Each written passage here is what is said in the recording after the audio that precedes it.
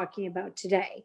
She is both an artist who has a very strong publishing record, which means an international image creation, and she also has a strong gallery, us, representing her originals and her limited editions all over the world.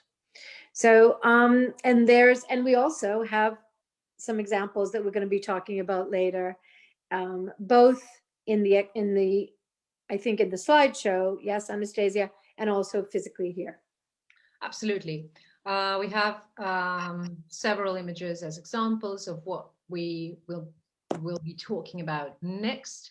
And I think I have shown some following slides already. Let's proceed then. So this very uneven and difficult path from an emerging artist to the status of an established artist. And this is a very simple diagram, extremely simplistic. I think in real life, this journey would be a mad zigzag here and there and a sinusoid. How one can go, how one can navigate these seas and these rough waters. What an artist, what happens to an artist within the art market, within the realm of the galleries, the shows, and everything? Obviously, it's solo shows, it's group shows, it's sales, the most important thing, just because we're talking about art business. It's licensing, publishing, art fairs, biennales, collaborations, commissions, auctions, museum representation, a very important and desired phenomena in the life of every, or not every, but many artists. These events can these days be managed and created and navigated by artists themselves. We have internet, we have Instagram, we have social media, all the platforms of the major platforms are now online. So if an artist has time and skills and is willing to work for themselves and navigate the world themselves, they absolutely can. And amazing initiatives such as Artist Support Pledge and numerous galleries and artist unions have appeared on the market. And we do see that sometimes, and quite often these days, artists can be very much independent and can develop their practice in parallel with developing their market. But I do know from experience, and I do know from conversations with different artists, that for a true creative person, the commercial side of things and the promotional side of things and the marketing side of things is, of course, time consuming. And it's why I think this is one of the reasons we wanted to have this conversation is to point that out, Anastasia, that yes, absolutely, artists, so more than ever because of the technology we have, yes, artists can reach out and they can be promoting themselves, but the whole purpose is of a gallerist, or to have gallerist representation, is that so many of the things about promotion, about administration, about logistics, about the relationships, talking about money, frankly, is really where the gallery representation or even maybe sometimes collectives can come in. And so that what we feel strongly about is we kind of put ourselves in the position of the historical gallerist. What was Ken Byler? What did Duran Ruel do? All Leo Castelli, he's my hero. And a lot of what the gallery does is kind of agent manager, but freeing the artist to be more creative and to be able to work on their practice. And I think this graph, I think, is just so, it just says it all in a very simple way, because those things on the right are what every established artist is going for, really. well, not necessarily, because they also obviously want to fulfillment in their practice. But if we're talking about the art market here, so those are the things that they're important. And I think it's really interesting, the graph, putting group shows first and then solo shows. I think that's very wise, and that's very helpful. That can be a real learning curve for artists. It can also be a real learning curve for collectors. But I think we're going to talk about that a little more. Absolutely, absolutely. I think the next questions, you've just very wisely said that an artist wants to have more time on their hands doing the art, creating, working, researching, and putting themselves in the artwork. They sometimes don't have money, and it's very daunting to talk about money. It's very difficult for many of us, let alone artists, to make a sale, to talk to the client, to discuss a price, an offer with the client. And basically to keep the relationship alive and worthwhile with the client. Because a client for a gallery, and correct me if I'm wrong, but something tells me I'm not, a client for a gallery is not just someone who comes in, who buys, acquires something, and then goes away. A client is a whole narrative.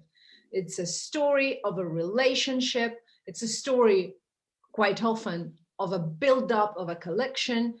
And it's a story of a relationship of three persons: the client, the gallerist, and the artist.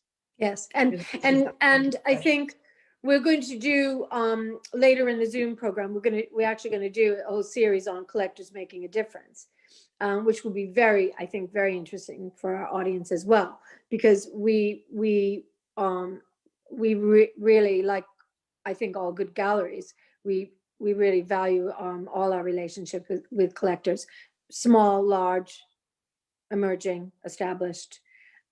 It's vital. And I think maybe there's one other thing we should just talk about while we're on your graph, because it's so interesting, is the thing you kind of put out on kind of like outlying licensing is kind of outside, auctions kind of outside. So why don't we talk a little bit about auctions, and then we'll go into the licensing and publishing, because we're going to use Deborah as an example. Yeah. But I think it's very useful at this point, when we're looking at all the opportunities that the artists would have through the art market and the art world. Auctions is something that that could be its own Zoom on its own. Absolutely. Because that is something that's a goal of so many different artists, to be in auctions and to be valued that way. Why? Because obviously an auction is a market. It's a market that you can identify and that you can see. So it's like a stock market. The interesting thing about an auction for emerging artists is that it tends to be fashion led, and sometimes that can work so well for the artists that they can start at auction and do really well, continue that, sustain that, and have it, a fabulous career alongside their gallery representation, maybe museum shows, etc. Other times it's very risky, because it needs the market to sustain itself. And there's been many examples of artists that just can't sustain, and then they get flipped, there's a flipping mechanism where collectors buy them and then flip them. So, but that's maybe something, let's see how our audience reacts to today. Maybe our audience will say, oh, maybe you could do a whole thing on auctions, and we can get someone in from Christie's and Sotheby's or Phillips. Oh, that's so good. And have a talk about that. But I think we're not going to, that is something very, very interesting about the art world. But then the licensing and publishing is something that we're going to talk about now. And I think we could go, what's the time? I think we should go right into that. Yes, the only thing I wanted to say is, obviously this way from emerging to established, with all these stops and milestones on the way, affects the artist's prices. Ideally, the price only grows with each and every step of the way, with each and every exhibition, art, group show, solo show, biennale, obviously, prices grow. One question only.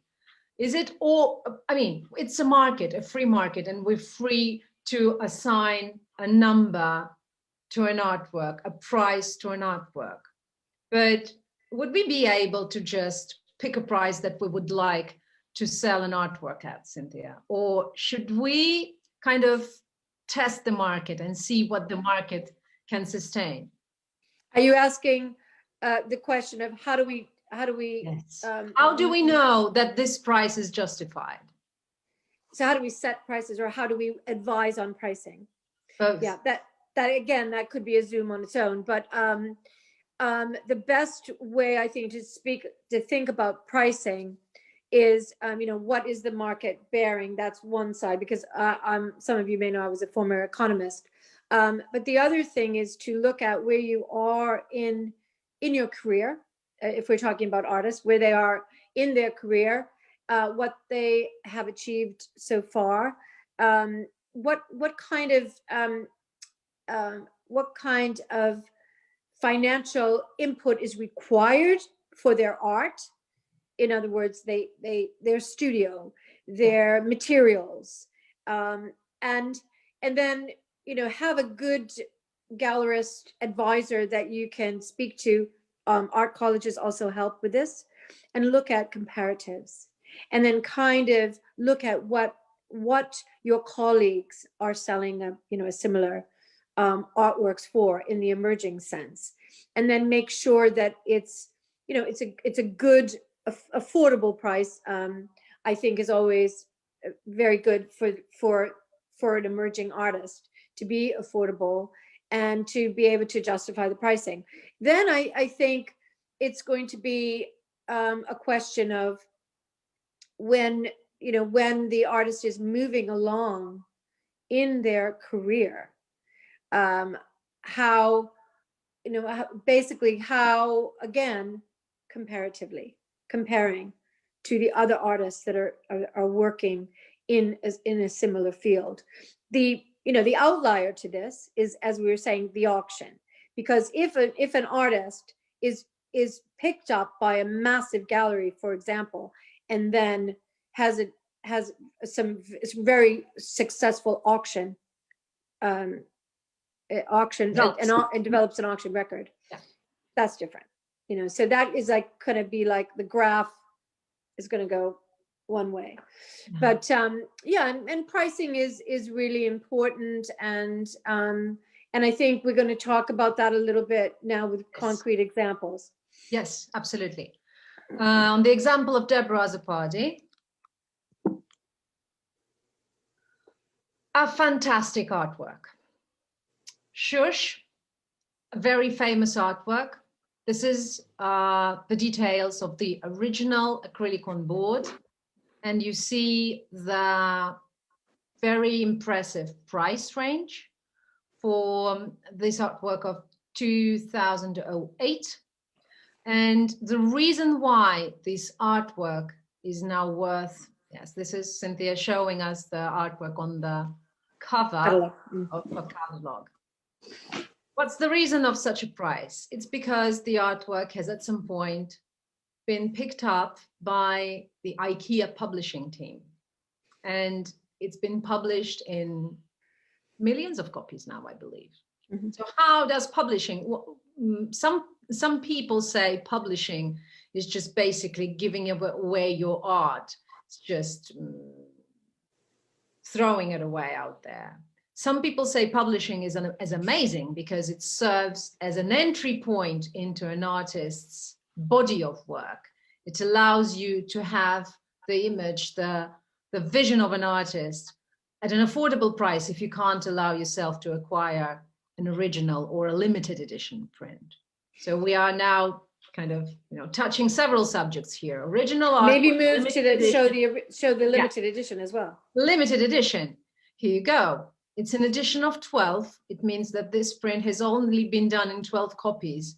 The price is very, very different, £12,000.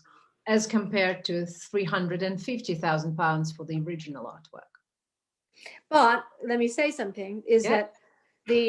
that the limited edition silkscreen print is very limited. Yes. So I think that is something that we have to discern, it's discern between an open edition or, a print. Yeah. So there's very, so when we saying limited edition silkscreen print, it's a different form of printing. And it will have a very small availability, but it's still not the original. Yes. So, and I think that this is a very, very good example of what has happened, what can happen to an artist. Because Deborah Zapati, for example, had really started her publishing career before we represented her, but it exploded around the same time as we started to represent her. It really is. This one is great. There was apparently, this has sold as many copies as the Green Girl. That's a really famous Chinese print. girl. Yeah, a really famous Chinese print. So this is a great comparison, I think. And when you were talking about IKEA, I think you're also referring to the fact that it was advertised all over the television, wasn't it? Yes, exactly. It's always in the kitchen at parties, yeah. Yes, when we were talking to Deborah earlier about the phenomenon of the open editions of the IKEA prints, because she's done several with them, and every single print that single artwork that they've picked up for production and editioning was very successful. Deborah's told me that IKEA buyers were always looking at last year results, at the results of the previous prints, and then selected the amounts and the sizes of the following editions to kind of continue in this path. And they were all very successful. But Shush was the most successful of them because it's appeared on TV, and we know how TV works. But maybe show the original again. Yeah, just a moment. Here it is. So there's no, and you notice there's no air bubble in that one. Yeah. So it's slightly different. And that's the other thing. It will be, many of the originals will be, slightly different. This is a tiny, it's 24 by 24 inches. I do inches, but it's not even, it's not even a meter. Yeah.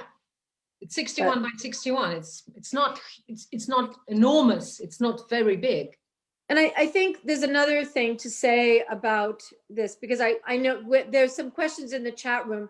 So by the way, we're going to take loads of questions at the end. Yes, but something else to illustrate this is that when many times different people, friends, collectors, family members would travel around the world, they would see various images of Deborah. And this gives you a really good example. My daughter moved to LA for the first time after she finished her university in New York. And she called me immediately and said, "You're not going to believe this, but I'm moving into a place that I found on Craigslist, and Deborah Zapati's painting is in my bathroom, and it's Shush. How could that be?" And obviously I knew it wasn't the original. And she took a photo. She said, "No, it is, it is." And it was a print from IKEA, but that was in Los Angeles. And then someone else contacted me from Australia, and then someone else was in Italy. But so that's the reach, I guess, of publishing and of reproductions. Yeah. Deborah says there isn't a place in the world where her artworks have not been published. Oh. So here is the limited edition again. Another limited edition. Gossip, a big one. This one's bigger than the Shush. Smaller edition size, only 10 copies have been done. We see it 6,000 hanging on the wall. Sorry, yes. Yeah, So okay. Cynthia can now show us. Yes, here is the one of the few left. Yeah, edition of 10. Yeah. What did you say? So and maybe what we can, should we talk about the wall a bit? Yes, let's talk about the wall, because PowerPoint is interesting, but what's in your home is okay. much more enticing. So Tell us how do more. can I switch it to? Yes, you can switch it and you can turn the camera to the wall so everyone will see. Perfect. Okay, so let's talk about the wall, because this wall really will illustrate kind of what some of the things we're talking about. Yes. So here's gossip, which I just love it. I just think it's amazing. This is a limited edition. It's only an edition of 10. Pricing on that, £6,000. Next to it, we have Bing Bong. Okay, so Bing Bong is an incredible painting. This is an original painting, acrylic on board, that Deborah executed in 2005. And this painting, along with several others, were published in the form of greeting cards and posters by Habitat in what they called the dating series. So it was Bing Bong, it was Bring, it was May I Come In, Slam, woman putting on her lipstick, and a really incredible body of work. And also then Bing Bong was also made into a limited edition silkscreen print of 50. Yes, and I'm showing now the slide, but the difference between the limited edition silkscreen print for Bing Bong, edition of 50, price is £4,800, and the original is £300,000. Yes.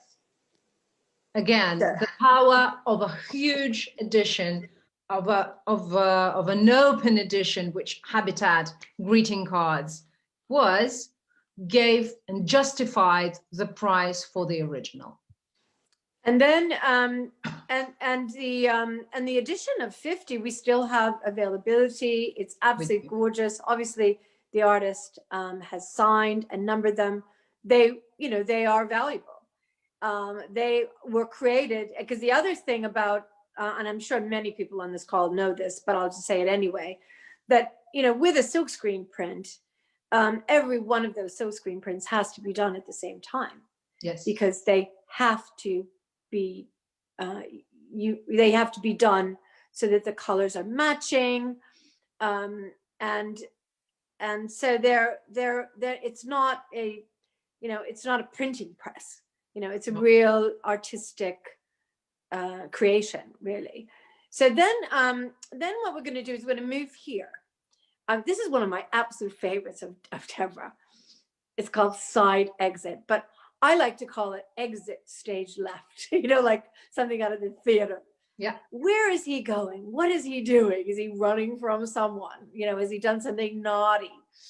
And that was created in 2004. And this is a unique, original artwork on this incredible paper. That's the other thing.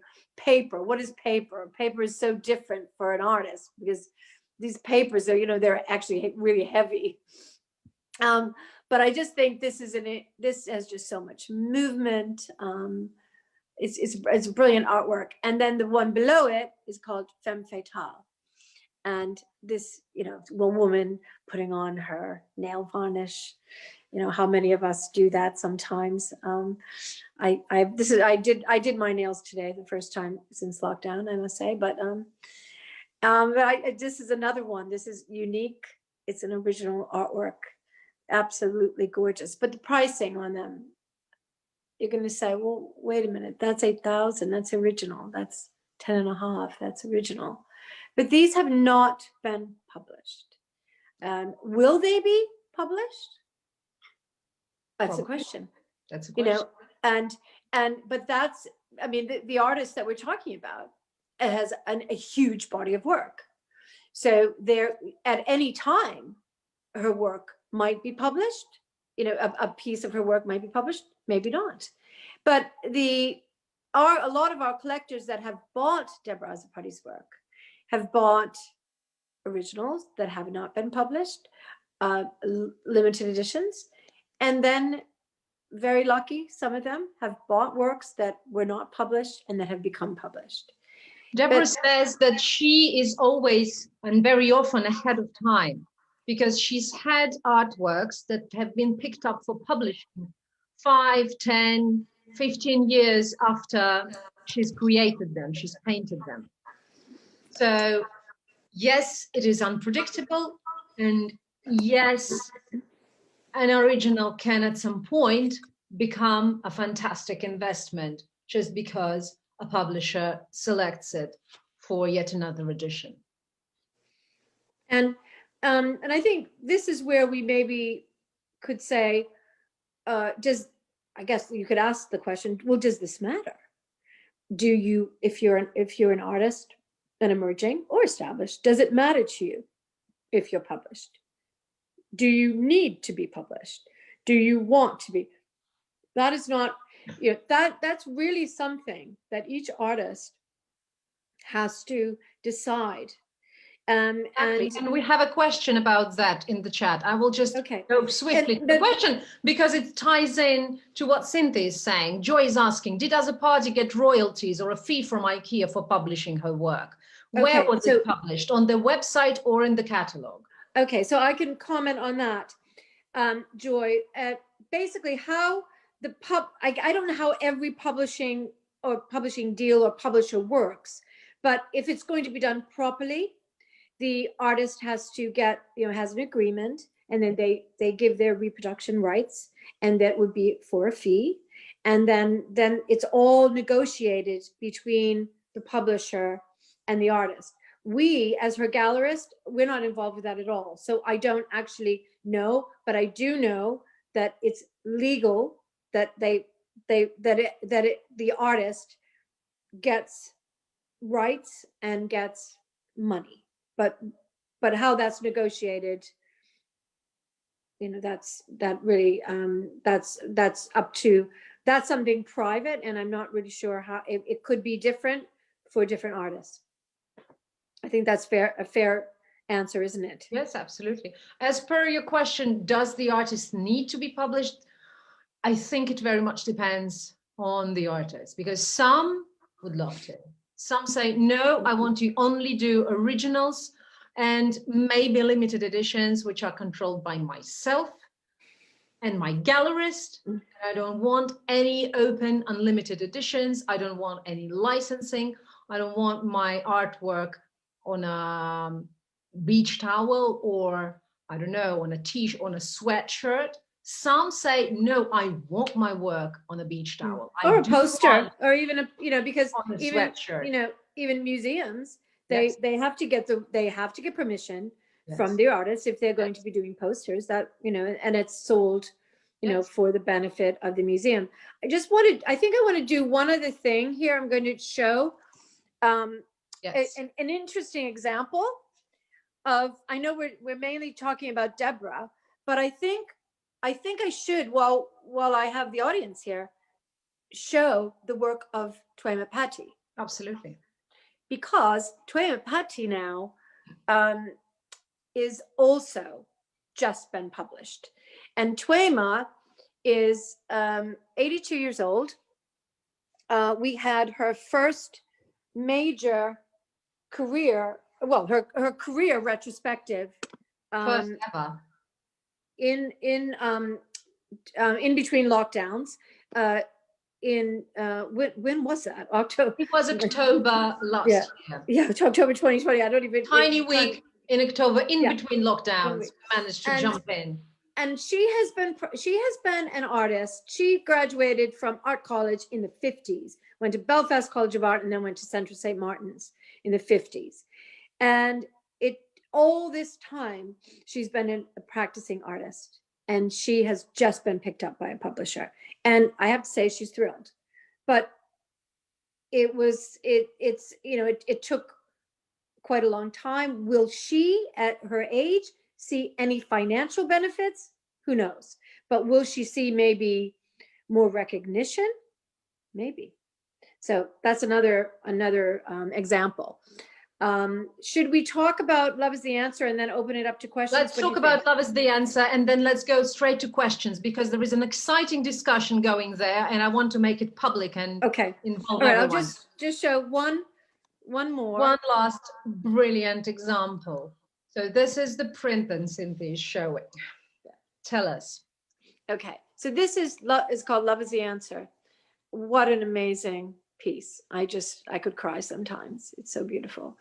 And Deborah and ourselves were approached by the Winehouse family and the Winehouse Foundation for Deborah to do a beautiful painting in commemoration of their daughter.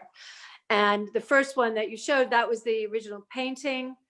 And we had the idea of that if we could do a limited edition silkscreen print, edition of 15, we could sell this, and part of the proceeds could go to the foundation, which is what we did.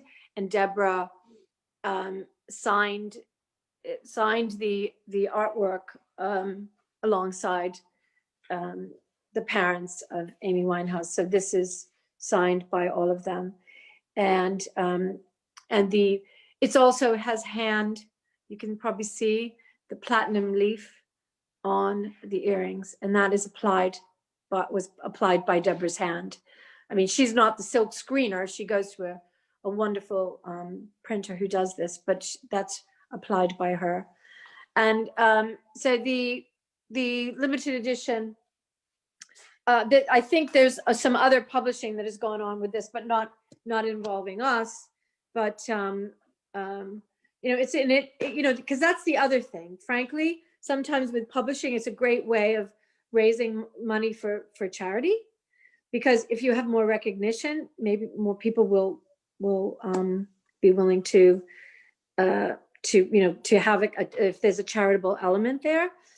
So, and this was this was a great initiative, and helped. The original is obviously much more expensive. So should we go to the questions? Let's go to the questions. So I will just quickly brief you on what's going on in the chat. Joy and Jay Ellen are discussing, and Linda Smith are discussing basically the phenomena of the open edition by IKEA. There is a question: who brokered the relationship? You said it was direct between Deborah and IKEA. There is a question whether IKEA sells the work. Yes, IKEA sells those open edition prints, just as you say, routine printing, small sum. These are not signed by the artist. These are not certified as authentic made by Deborah. And the question about the market for this type of prints: is there a market for these prints? Does the value increase with time? By Tanya.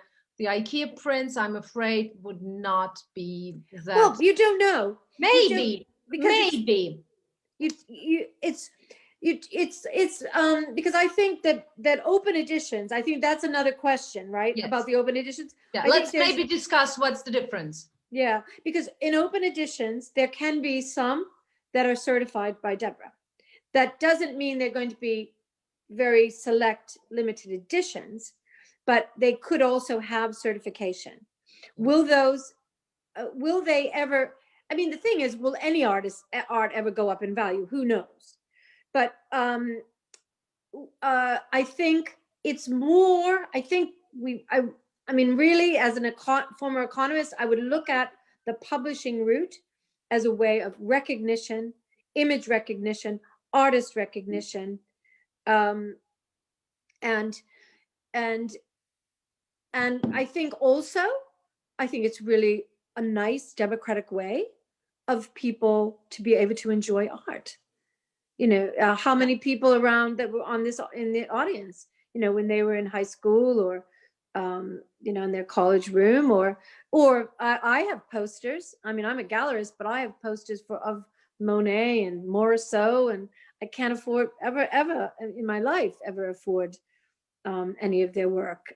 So I think it's a democratic, wonderful thing to do. And will it make the artist a lot of money? Probably not. Will it make the owner of an open edition print a lot of money? Probably not, but would it make the grandchild of that person money eventually? Well, maybe, because the Potentially, yes. artist originals will be finite. Yeah. The limited editions will be limited, very limited in Deborah's case. I mean, yes, there are a few that are limited editions of 50, Yep. but most of them are 10 to 12. Yeah. So 15 max, maybe. So yeah. there's a question related to that. I wonder, how does an artist or gallery now, how many prints should be published within a limited edition? That's a very good question, Marsha. Thank you. You know, when we're talking about like a silk screen or an etching. Yes, like a limited edition of 15, Yeah. 12. I mean, 10. I don't know. We are very, it's interesting because I trained at Christie's, did my postgrad at Christie's, and Anastasia did hers at, well, my Christie's education, she was Sotheby's Institute. And, you know, when we look at, you know, what is a good amount, I think to be able to charge, you know, to charge an amount of money that makes a difference to the artist, I think it really has to be under 20. But that's, I mean, I think if it's a really famous artist, that's different. You know, I think, you know, but when you're starting out, and certainly the way Deborah was, because she was starting out when she was doing her limited editions. I mean, with the more recent ones, obviously she became well known. But so, yeah, I don't know. I think if you maybe start with 15 to 20, I think that's okay. Also, if you're just starting, you're an emerging artist, I don't think you have a lot of budget to actually make a huge edition, because it involves if investing it's proper, in the paper, in the printing, in all expensive. the process, in certification, because there is also a question from Tanya. Is there an authentication certificates for the original prints as well? You mean the limited edition prints, I believe, Tanya? Yes. Yes, yeah. We do have certificates authentifying the... And Deborah is with TagSmart, yes. Which people should, that's another thing. There's probably in many other countries, I just can't remember what it's called in America, but TagSmart does do international. Yes. And they're a focal, they're a universal collective agency, I guess, for authentication. Mm-hmm. And that's super important. Yes. There is a question also from Linda. Did you publish the limited edition? So how it works, the artist, in our case, Deborah, works with a publishing firm, company, who does prints for many different artists. She decides at some point, okay, I want to print this artwork, produce this original artwork in a limited edition. We establish the amount of copies within the edition size. We establish the pricing. Then she goes to the publisher and she controls the process. No, I think they're asking about limited editions. Yep. Is the question limited? I think the question was limited edition. No, that's different. Limited, yeah. No, but that's not with the publisher. No, I mean the guys who Deborah publishes with, the Italian, the lovely Italian man whose name I always forget. Oh, you mean Jealous? No, they're not publishers. They're printers. Yeah. Printers. Yeah. Printers. Jealous. Printers. Yeah. She uses Jealous, which are great. They're great. Jealous. Yes. So then they produce the prints under her supervision. Yes. It's not us. It's not the gallery. It's the artist. But we it could be. But are in charge of. We could. We don't have a publishing press. I mean, a printing press. Sorry, a print. We're not a printer, but there are many different galleries can be both. I think maybe that's the question. But in our case, we're not. But Deborah is working with, I'd say, one of the top printers. Joy, you're asking, when you're saying publisher, do you mean a printer? Sometimes yes, sometimes no. Rosen, there are companies who do the open edition, the big editions of prints. I believe IKEA does the prints themselves, produces them themselves.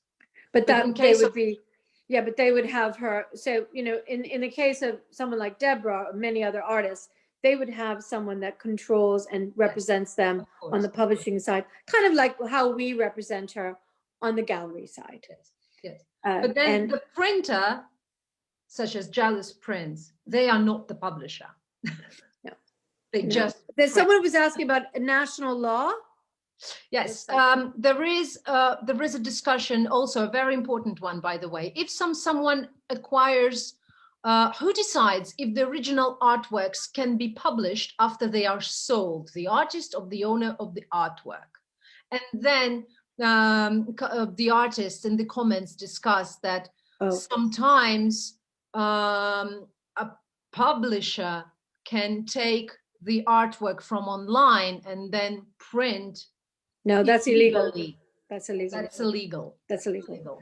Yeah, Absolutely. I think that from what I know business wise, and not just, you know, related to Azapati, but generally, the unless the artist, whether that artist is a musician, visual artist, you know, writer, whatever, they own their copyright. They own their rights. Now, if they decide to sell that right, it would normally be on a limited basis. Like for example, Shush was allowed to be published on an open edition. That doesn't, but the owner of that is still the artist.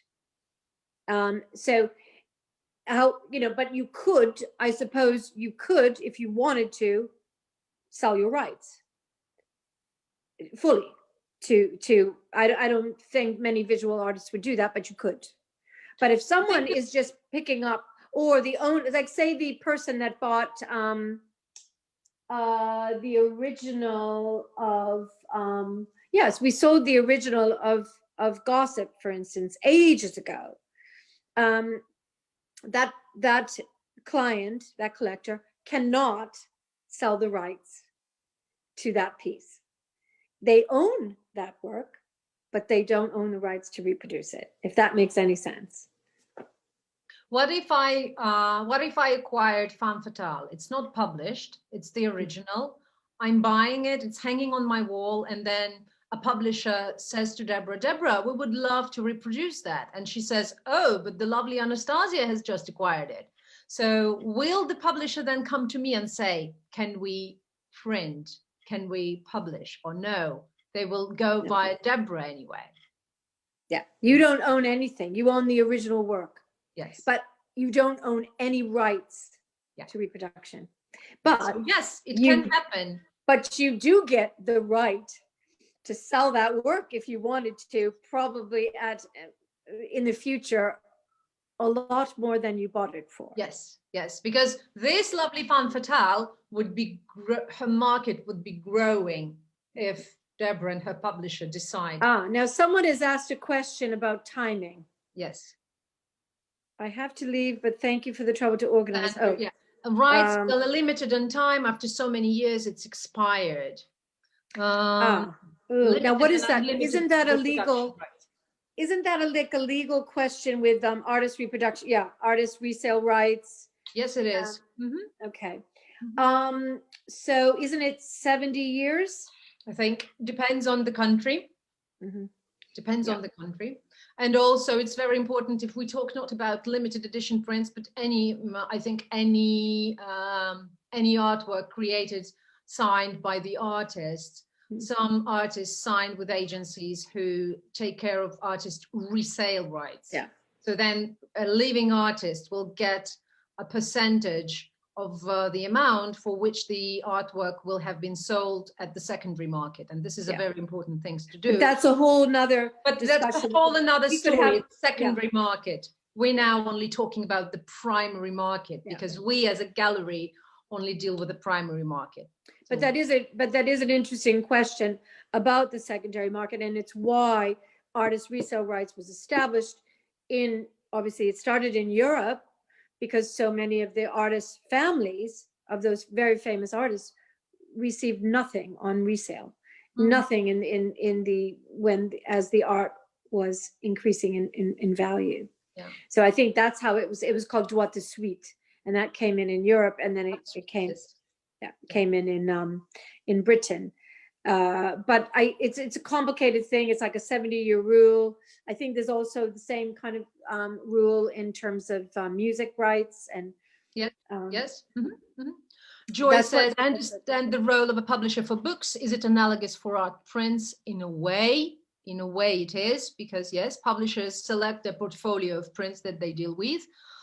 Then very interesting one about the artwork itself. Do you have appraisals? Who set the price for the artwork and its real value? Well, the artwork doesn't have a real value. What's real value? Is it the canvas, the acrylics, and the board? And how do you measure the time of the artist? How do you measure the energy, the talent, the creativity, the gift of the artist that's been given to the canvas? How do you then calculate what exact percentage such or such show? It's so subjective. That's the thing. It's very subjective. Yeah, so subjective. And that's why, I guess that's why the auction market is such a great parameter. Yes. If you're on the auction market, yes. Because that is it's a real value. But if you're not in the auction market, what we as gallerists do, well, I can give it an example. Like many of my clients would come to me and say, oh, I'm interested in this artist, like artist A. You don't represent them. I was told the price is X. So what would I do? The first thing I would do is look and see if they have an auction record. That's the first thing. If they don't, then I would see who are their galleries, and then I would call them and say, would you be willing to let me know, what your price range is? And so I have an idea of what the value is, because that is actually the only way to give a true value is, well, what has the artist achieved, and that won't necessarily be museum acquisitions, because typically an artist would there would be not always, but there would be some sort of charity benefit when you're donating or being acquired by a museum. I think, well, that's been an amazing discussion. We have 2 minutes left. So interesting. So maybe we can take, yes, a couple more. Please write in the chat.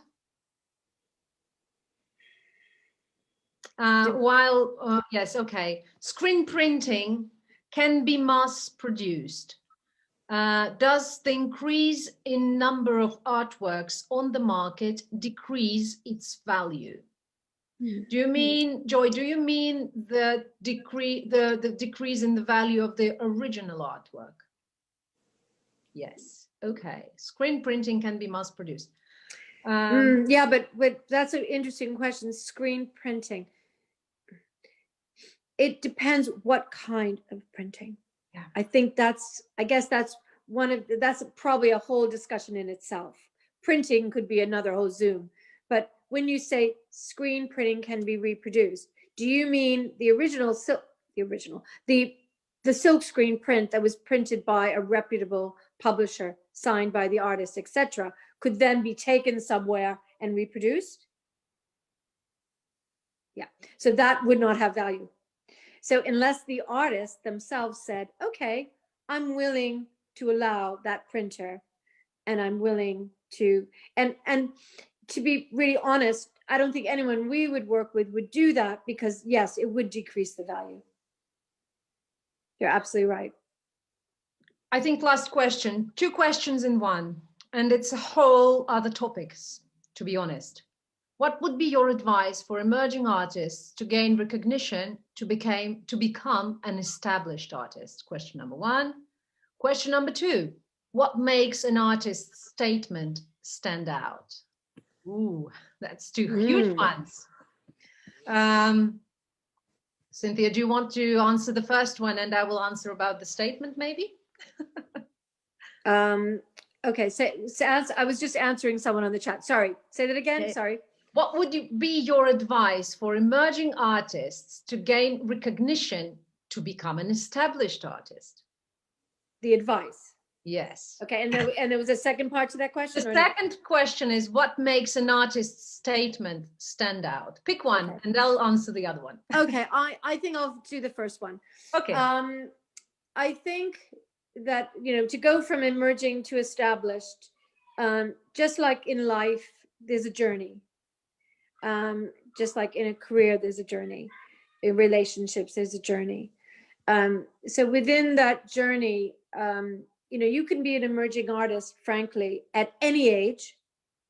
I gave the example earlier of Twema Patti being published at the age of 82. So you can be an emerging artist at any age, but to become an established artist, I think you have to be extremely serious, very focused, very much true to your art, and really just pray and hope that you are going to have a relationship with your representation that values all the things that you are. Because if you get that right, as long as that representative, whether it's a gallery or an advisor or a collective, are incredibly behind you and really believe in you, they'll do everything they can to help you reach your goal. But that's that is really the key. There's no magic. I think it's just it's a little bit of hard luck. work, daily hard work. Yeah, little bit of luck. Little bit of luck, leaving time and space for your practice, and unfortunately, great communication and networking. This is something that you can't miss. And I'm going into the second question about the artistic statement, communication. Your art is communication. Your artistic statement is communication about your art. If you want to know what kind of artistic statement stands out, again, there is no specific recipe, but we as gallerists immediately see when a statement is either done at the very last moment or is not really well thought through. We do know that it's extremely tough to talk about your art in words because you normally think in visuals. Artists are very visual. And we have so many artists who say, I can't put what I feel into words. I'm doing my artworks. I paint, I take photos, I create ceramics, I do sculpture. I can't create a piece of written text about what I think I'm doing. But it's very important to sometimes think and try to reflect on what are you trying to say with your art? Where is your research coming from? Is it authentic? Is it sincere?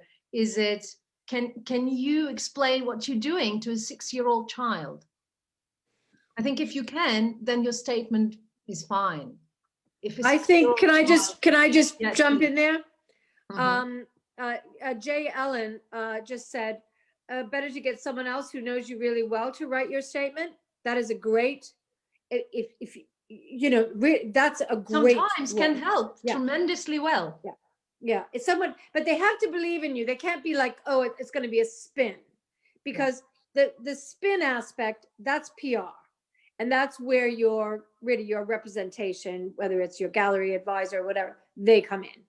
But I have to say that it's so true. Everything Anastasia says, I totally agree. And then one thing I would say, she probably wouldn't say this because she's the head of frontline communication, but golden dust person. Yeah, golden dust person.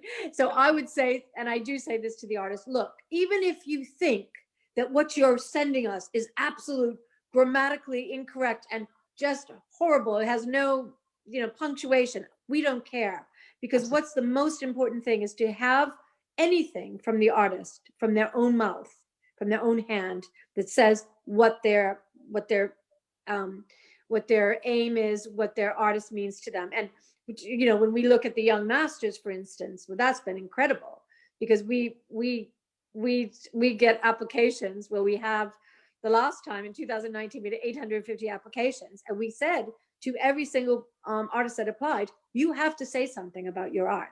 We don't care if it's in grammatical form, we don't care, but it has to be something from you, because then you can look at it and say, ah, okay, that's very interesting. This is what they're coming from, because then I can brush it up, but I have to know where your roots are. Yeah. Do all the women, to finish off, do all the women tend to be emerging now? Asks Linda Smith. Yes, they are. Finally, yes, yes, yes, of course. Yes, and a really relevant point there is that so many of the artists that, not just us, but we are working with many mature women, and it's partly because women now have realized, well, I've had my other domestic or had things that they had to do that required so much of their time. And then I think after maybe a certain age, maybe after 50, 60, women don't have as much of that demands on them, so they can go back to probably who they were when they started their career or their mature life. And that needs to be recognized, and that needs to, and it is, and we're so behind that. We're so happy about that. I think we have to wrap it up. I'm afraid we have to wrap it up because we'd love to keep on talking with you. There are some wonderful ideas for our future talks. I love the idea that Joy is suggesting to show examples of a number of works by an artist accompanied by this statement. And Cynthia and I have long been thinking about doing something for the emerging artists specifically, and this will be announced separately, I think, at some point. So please, please, please keep an eye on our Instagram, sign up for the newsletter. You know where to find us. You know our website, you know everything. No, we don't forget. We're not forgetting all the men, dearest Mike. We're not. No, of course not. No, absolutely not. Oh my God, we're both men lovers as well. So. Yes, yes. Yeah. How do we sign up for the newsletter? I am typing the web address of the gallery in the chat, so everyone will be able to go and click and sign up for the newsletter. Please do. Please follow us on Instagram, and let's keep. Do we need to say our Instagram handles, or will they find us? I will write everything in the chat right now. Yes, please. Yes. Because we like to grow, and we grow our followers organically. Yes, that's how we do it. Yes, so this is the website, and I think our Instagram, both Young Masters and the gallery, it's interesting. We try to, obviously we need to promote ourselves and our artists, but we do have a lot of content in there, particularly on Young Masters, because there's about 200 alumni now. Yes, and you can get so much information for all artists. Different people are doing. Follow the Young Masters. Yeah. Or prize Instagram. Yeah, for sure. Thank you, thank you, thank you. Have a lovely, lovely day or evening or whatever you're having, and we hope to see you soon. And